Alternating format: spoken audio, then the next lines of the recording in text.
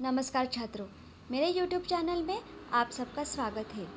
आज हम पन्ना नंबर 52 पर अभ्यास 3 देखेंगे। देखिए, हमारे हिंदी के पुस्तक में एक चित्र कथा दी हुई है। मतलब आपको चित्र दिए हुए हैं, वहाँ पर चित्रवाचन करके अपने शब्दों में चित्र देखकर कहानी लिखनी है।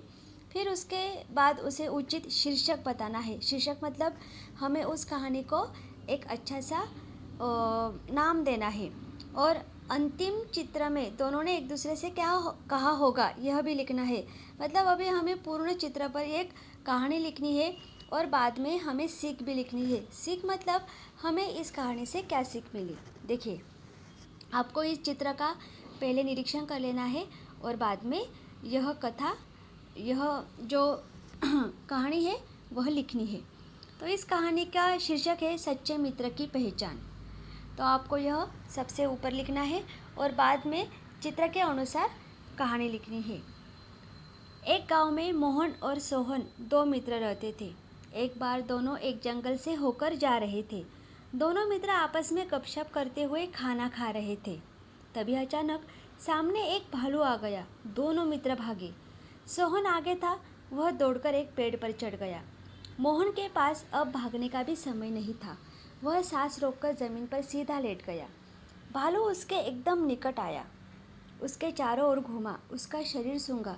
थोड़ी देर तक उसके कानों के पास मुंह लगाकर खड़ा रहा। मोहन डरता रहा पर सांस बंद करके मुर्दे की तरह पड़ा रहा। भालू उसे मरा हुआ समझकर उसे छोड़कर आगे बढ़ गया। उसने आंखें खोली और खड़ा हो गया। तभी सोहन पेड़ से नीचे उतरा और हंसते हुए पूछने लगा, यार, भालू तुम्हारे कान में क्या कह रहा था? मोहन ने जवाब दिया, भालू कह रहा था, जो संकट में साथ न दे, अकेले छोड़कर भाग जाए, उसे कभी अपना सच्चा मित्र नहीं समझना चाहिए। तो हमें इस कहानी से क्या सीख मिली दोस्तों? तो संकट में काम आने वाला ही सच्चा मित्र होता है। देखिए, हम बहुत सारे हमारे मित्र होते हैं, दोस्त होते हैं, लेकिन जो हमें संकट के समय मदद करते हैं या हमें अच्छी तरह से समझाते हैं, वही हमारा सच्चा मित्र होता है। तो हमारे ऐसे बहुत सारे मित्र हो और अगर हमें वो काम ना आए तो कोई भी उसका उपयोग नहीं है।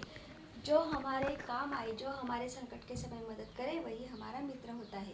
तो देखिए छात्रों, आपको यह कहानी लिखनी है। चित्र का निरीक्षण अच्छी तरह से कीजिए, ऊपर शीर्षक लिखिए, फिर चित्रवाचन करके पूर्ण कहानी लिखिए और अंत में सीख लिखिए। मैं आशा करती हूँ कि आपको यह कहानी समझ में आई होगी। अगर मेरा यह वीडियो अच्छा लगे तो ज़रूर लाइक, शेयर और सब्सक्राइब कीजिए। धन्यवाद।